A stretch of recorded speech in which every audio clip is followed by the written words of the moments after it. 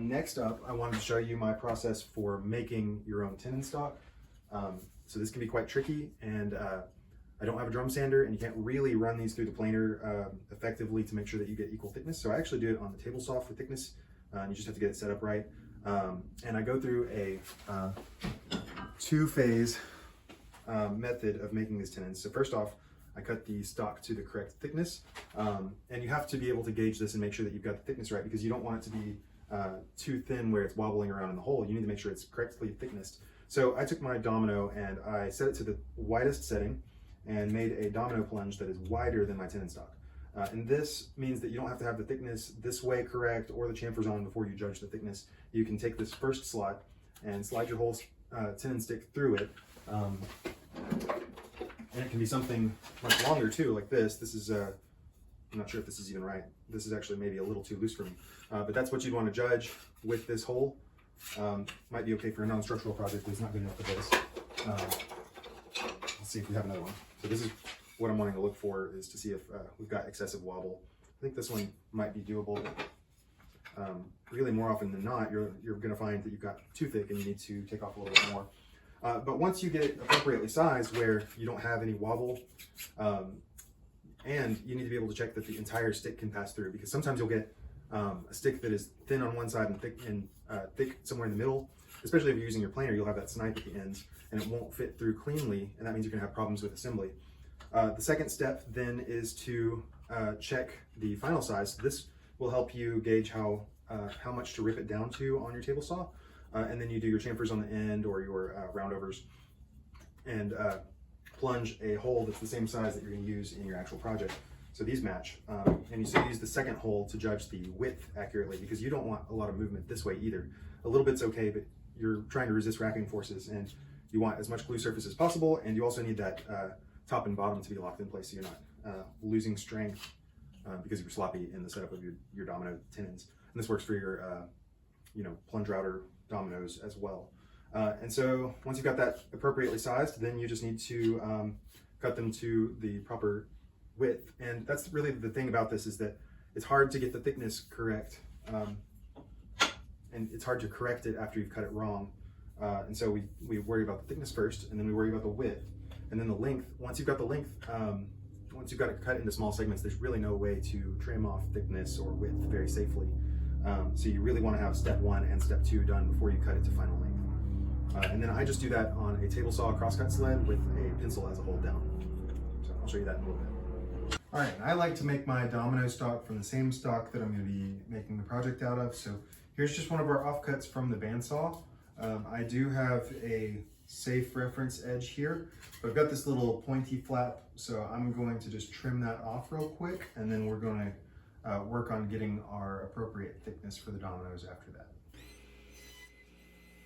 All right, by going with a stick that I know is a pretty accurate thickness, I can start setting up my table saw. So I like to pinch this in between the fence and the blade, but leave a little extra room, and I'm just going to tap up to it until I can do this without actually turning the blade. And I like to start slightly too thick, knowingly, just to sneak up on the fit. And we can always run a stick through afterwards. Right, so once I've got that positioned where I want, I'm going to get this out of the way, and I'll take my square stock and start putting it over here. Now, do note that you don't want to run anything over that's got a round over here, because I'm going to be using a ripper to get in between that blade. It's too thin for my push stick, so be safe when you're doing this, and I'm going to make the cut in a few passes. So. All right, so the nice thing about the table saw is you don't get any snipe, and so I'm just going to take my test hole here and insert it, and it does insert smoothly, and I don't have very much side-to-side excessive racking there. So now I'm going to see how thick this needs to be for my tester, and looks like I need just over 1 1/4. So I'll set to that 1 1/4. And we'll rip this little guy down. All right, and note that this is a non-critical cut. I just need to get it where it actually fits through this hole.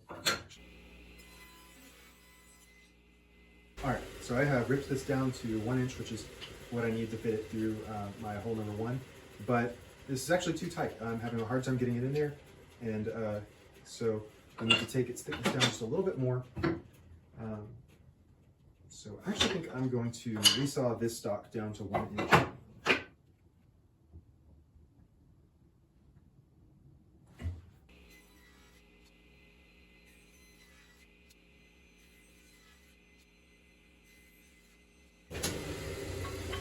Now I've got this offcut down to, I resawed it down to the width that we're ultimately going to want our dominoes to be. And then I'm going to reset this table saw back up for the thickness of the dominoes. I'm back at that friction point, and I just want to give it a little extra thickness where I've got some friction. Enough to start rubbing the blade, maybe a little bit more.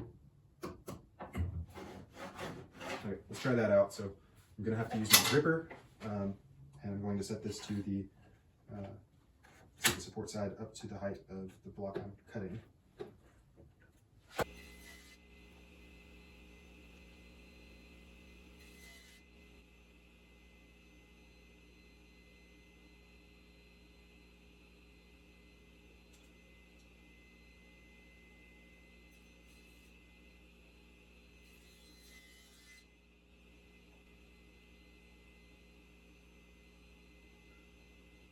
So now I have my stick to where it is not too tight and it's sliding all the way through without much resistance, but I also don't have excessive racking.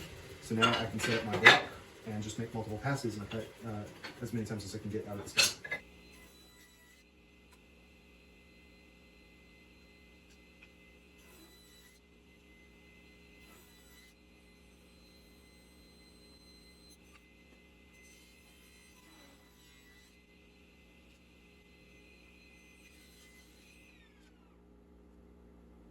All right, so now that we've got the dominoes to the appropriate thickness, we can move on to step 2, which is 1, cut them to the correct width so that they'll fit into the size that we want, which I've already done as part of my milling process here. But now I need to round over the corners so that they'll fit into the oval hole. So we're gonna go to the router table and just use a round over bit that's pretty small and just adjust it until it fits.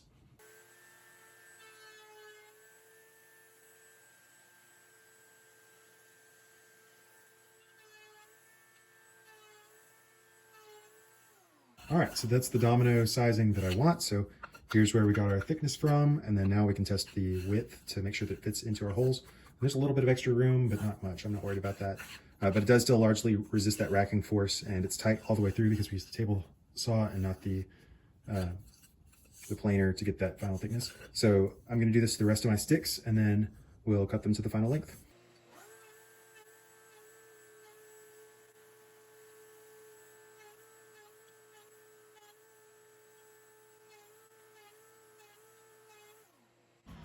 And I really like to test every single one of these just to make sure they all work. And I did so, and they all seem to work quite well. So no side-to-side flex, and they all slide in all the way through. And the final step to making your dominoes is to get them to the right length, which can be a little tricky, sort of, surprisingly.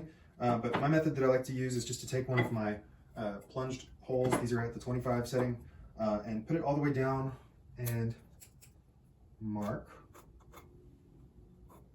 at the base of both sides, just so you don't lose it. And that's halfway in that you can tolerate. So then you can take a ruler and just double the distance. But because I really don't want to have to trim it off later, I tend to leave myself a little bit of extra room. So this looks like it's actually right at 1 inch according to this ruler. So I'm just going to shrink it up a little bit, just so I have that extra room. And then I can take those measurements and line this up with where my blade is. There's an alternating tooth blade, so I need to make sure that it lines up with my fullest thickness. And then I mark on my fence where I'm comfortable cutting to get the right length of domino.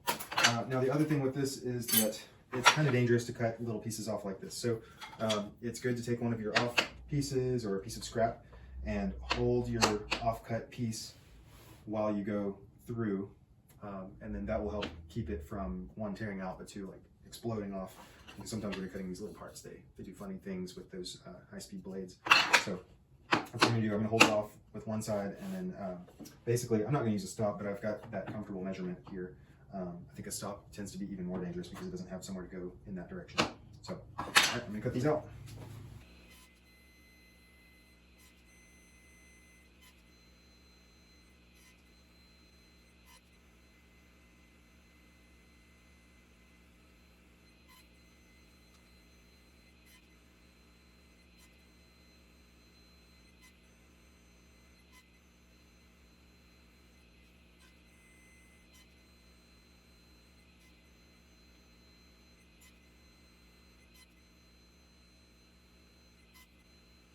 All right, and so that's several dominoes. I only need 8 for this chair. I've got some extra left over, so almost a full set, but then I've got another stick. One thing I did forget is I like to do a little glue channel in the middle. So you'll see on my other sticks that there is, it might be hard to see in this oak, but I've done some shallow grooves there, and that kind of gives the glue a place to run.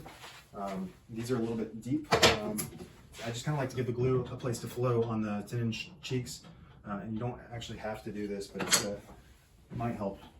So I'm just going to get this to where I can like barely nick it, and that's actually, as far as I can tell, below the surface of the table saw, and I'm just going to put one right down the middle.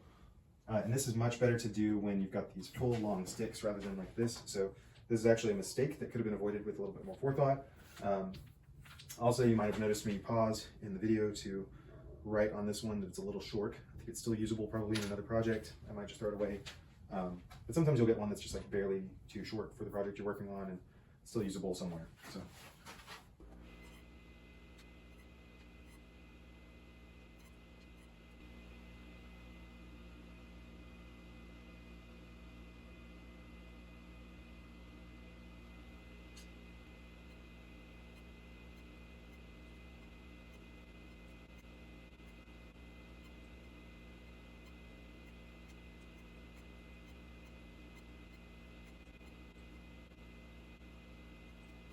All right, so now that we've got our tenon stock, we're ready for a very brief dry assembly. Still have some more parts to work on, but I can't resist. So I'm just gonna stick my tenons into the stretchers, and they all fit like a dream so far. Boom, they match. It's nice to have walnut tenons on walnut stretchers. And when I do the final glue up, I will glue these into the stretchers before I touch the other sides, the leg sides. Anyway, this is the front stretcher at 90 degrees. So I'm just picking up the front leg and tossing those in. I always like referencing my drawing because I get this wrong so much of the time. But my 5-degree cuts go right here. There we go. And I can already tell those tenons are interacting with each other, so this isn't going to be perfect.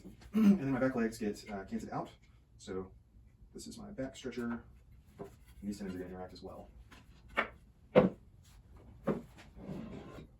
And the mortises in the backrest tell me which side is up and which side is down.